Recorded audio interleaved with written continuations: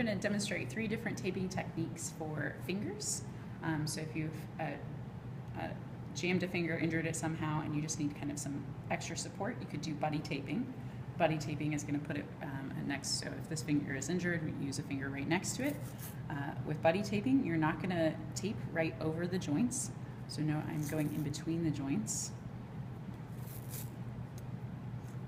Again, you want to secure the fingers close together.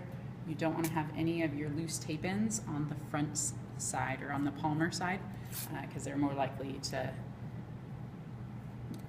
flip off, come off as people do things. So you have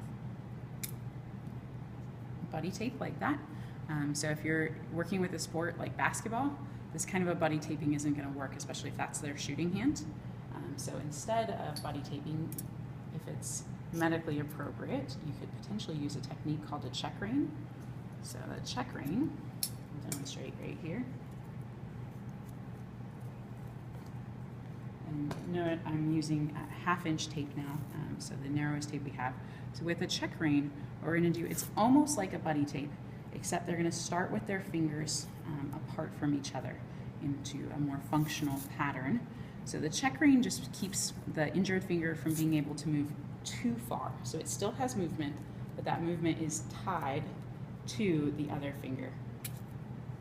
So they can only move it to a certain extent. So it can't get bent all the way back per se, because the other finger would stop it.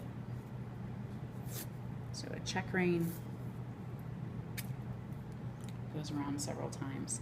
And so then she could get into a more natural pattern. So that would be a check rein. And then you can also, if you have a collateral ligament injury of a finger, you could do something like a buddy tape, and often we would. But if you only wanted to target just that finger that was injured, so let's say she has a collateral ligament injury at her proximal interphalangeal joint on this side right here, we could then we do almost like a mini elbow tape, if you will. So we're going to anchor distal to the joint that's injured and proximal to the joint that's injured. And then we're going to make a little, kind of cute little thing, a little itty bitty Schmidt fan over. I'm going to actually make it down here because it's going to be easier. That's going to cross over the injured joint. So I have 3 strips arranged in an X pattern, and then I place them on that joint. So you can see I've made it a little bit too long.